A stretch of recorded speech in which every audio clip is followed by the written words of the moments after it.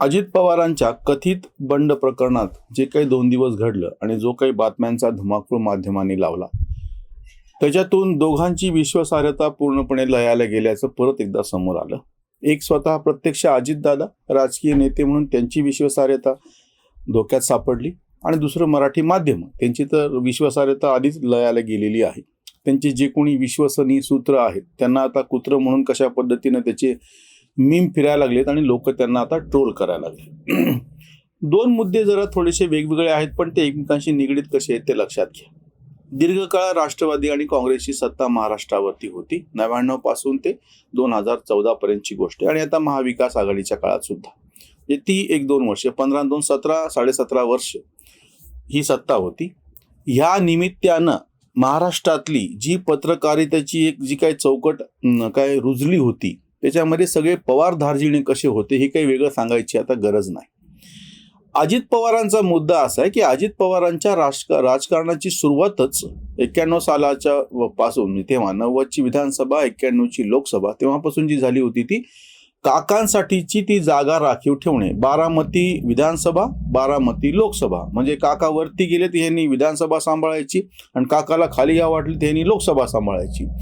अजित पवारांना स्वतःचं काही धोरण पहिल्या दिवसापासून नाही हे लक्षात घ्या. काही जणांना असं वाटतं ना अजित पवार कसे नेते आणि काय, त्यांनी त्यांची सुरुवात लक्षात घ्यावी.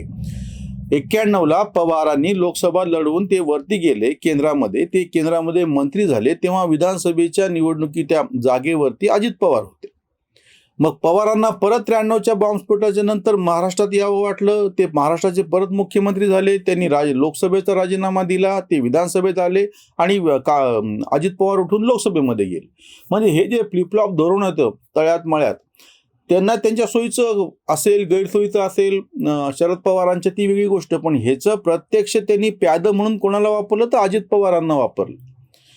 राज्यामध्ये मंत्रिमंडळ स्थापन करण्यानंतर म्हणजे 99ला पक्ष बाहेर जाऊन पक्ष स्थापन करणे, मंत्रिमंडळ, ह्या सगळ्या प्रकरणामध्ये काकांच्या हातचं प्यादं इतकंच मर्यादित अशी भूमिका अजित पवारांची राहिलेली. कोणी अजित पवारांच्या बाबतीमध्ये बाहेर काय बोलायचं ते किती बोलो त्यांच्या नेतृत्वाच्या बाबतीमध्ये, पण शरद पवारांचं प्यादं याच्याशिवाय त्यांना वेगळी भूमिका राहिली नाही.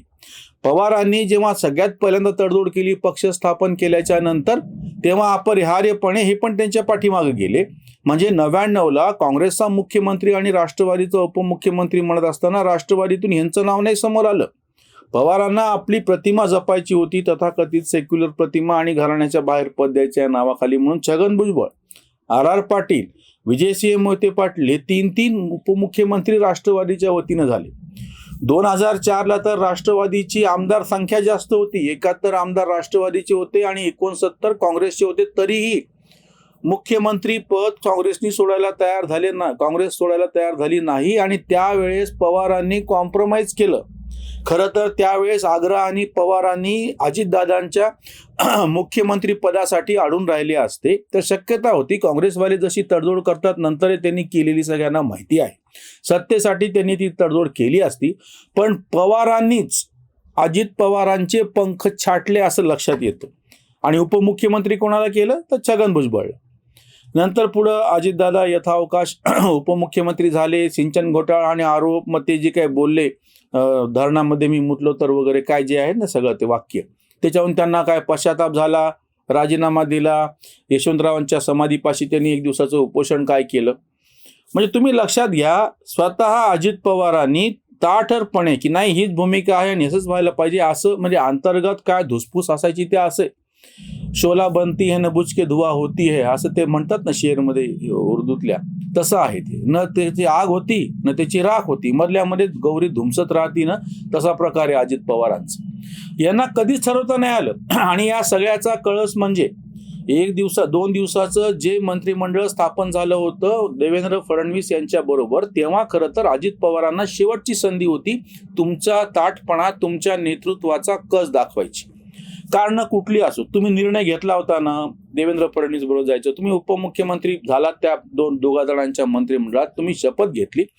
नंतर बाकीचे आमदार कसे नाही आले, कसं बंड फसलं ते नंतरचा भाग आहे. अशा वेळी अजित पवारांनी एक तर ठामठोकपणे पक्षाचा राजीनामा देऊन स्वतंत्रपणे उभं राहायला पाहिजे होतं, आमदारकीचा राजीनामा द्यायला पाहिजे होता, नंतरच्या सरकारमध्ये येत नाही मी म्हणायला पाहिजे होतं, आणि आपली वाटचाल तेव्हाच 2019च्या त्या 2 दिवसाच्या मंत्रिमंडळाच्या नंतर सुरू करायला पाहिजे होती, किंवा भाजपात जायला पाहिजे. जर त्यांना जायचं असेल तर त्यांनी भाजपात जावं की नाही हा त्यांचा मुद्दा आहे.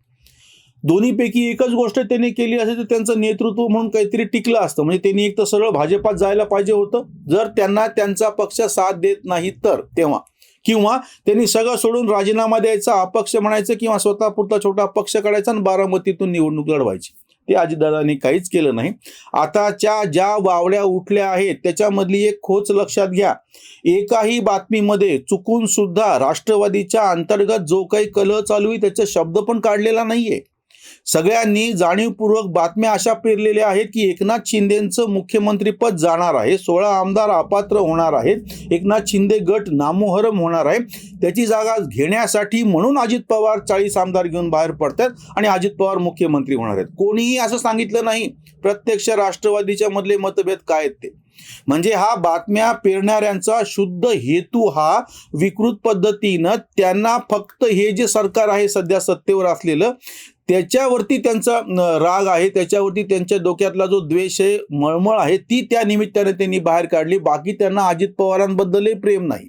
आणि अजित पवार मुख्यमंत्री होतील ह्या हवेतल्या बातम्या टाकल्या कशासाठी, म्हणजे हे काही समजून न घेता अशा पद्धतीनं ज्या 2 दिवस बातम्या पेरल्या गेल्या त्याच्यामधून म्हणलं ना, सगळ्यात पहिल्यांदा विश्वासार्हता लयाला गेली, ती राजकीय विश्वासार्हता स्वतः अजितदादांची.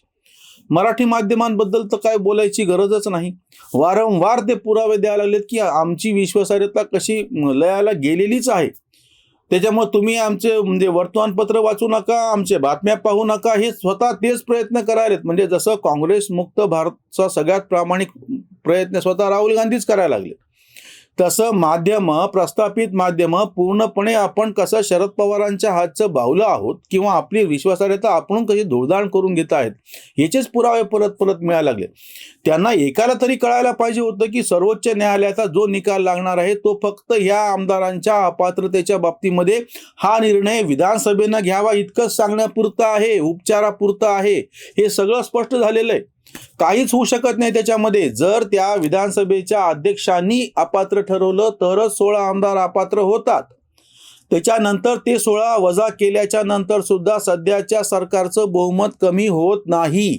आणि ते समजा एकदा अपात्र झाल्याच्या नंतर उरलेले म्हणजे ते 16 उचलून इकडं जावेत आणि ह्यांची संख्या वाढावी असं काही नाही. असलेल्या आघाडीतून 16 वजा केले यांच्या म्हणण्याप्रमाणेच तरीही विधानसभेची जी काही स्थिती असती त्याच्यामध्ये सध्याच्या सत्ताधाऱ्यांचंच बहुमत शिल्लक राहतं. इतकं पण किमान डोकं माध्यमांना उरलेलं नाही. मराठी माध्यमांची दुसरी एक बोंब काय होऊन बसलेली की आधीच्या काळी जसं त्यांनी काहीतरी बातमी लावली ती लोकांपर्यंत पोहोचवली, त्याचं काय व्हायचं ते झालं, असं होऊ शकत होतं. किंवा 24 तास तुम्ही चॅनलवरून तुमची बातमी चालवली. आता सोशल मीडिया समाज माध्यमातून ताबडतोब त्याचा वेगळा पैलू समोर येतो, ताबडतोब त्याचा खोटेपणा समोर येतो, ताबडतोब त्या बातमीची मर्यादा समोर येते आणि तुम्हाला ते तसं नॅरेशन खोटं असलेलं फॅब्रिकेटेड पुढं नेता येत नाही. कोणालाच नेता येत नाही. आम्ही हे पण म्हणत आलेलो आहोत की सोशल मीडियावरती आम्हाला आमच्या मनाचं वाटलं ते बघ तुमच्या समोर केल्यानं तुम्ही व्ह्यूज देत नाहीत. हे माध्यम म्हणजे त्याला मी आता सोशल मीडियाला माध्यमांची लोकशाही असं म्हणतो आहे.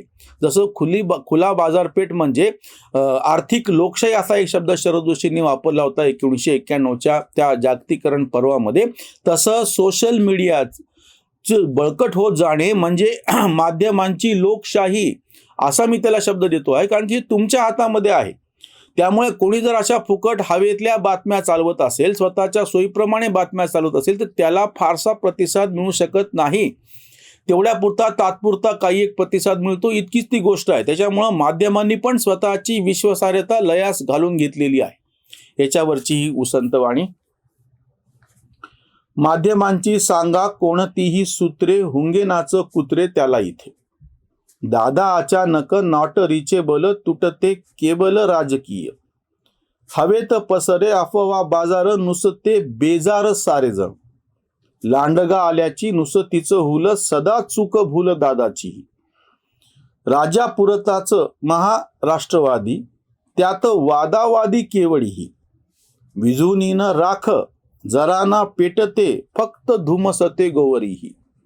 नेहमीचो उप उरलाना अर्धा कसला हा दादा कांत म्हणे, कसला हा दादा कांत म्हणे.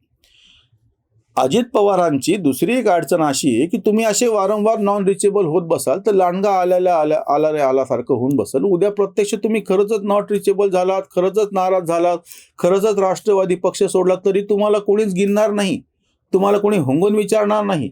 तुमची उपयुक्तता राजकारणातून संपत चाललेली आहे. तुम्ही जर तुमच्या बळावरती 5-25 आमदार निवडून आणू शकत असता किंवा तुम्ही तेव्हा देवेंद्र फडणवीस बरोबर गेला तेव्हा तुमच्याबरोबर फार नाही तर किमान 10-15 आमदार घेऊन बाहेर पडलात आणि त्यांनी सगळ्यांनी राजीनामे देऊन टाकले आणि स्वतःची आमदारकी सोडून देऊन पुन्हा निवडणुका लढवल्या. असं जर काही केलं असतं तर कदाचित तुमची विश्वासार्हता म्हणा किंवा तुमच्या नेतृत्वाचा कस लागला असता.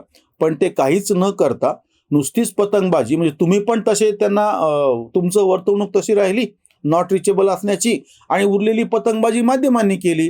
या दोघातून ढवळ्या शेजारी पोवळा बांधला वाण नाही पण गुण लागला. म्हणजे तुम्हाला पण आता त्या मराठी माध्यमांसारखा पांचटपणाची सवय लागली काय असं म्हणावं लागेल. इथेच थांबूयात. धन्यवाद.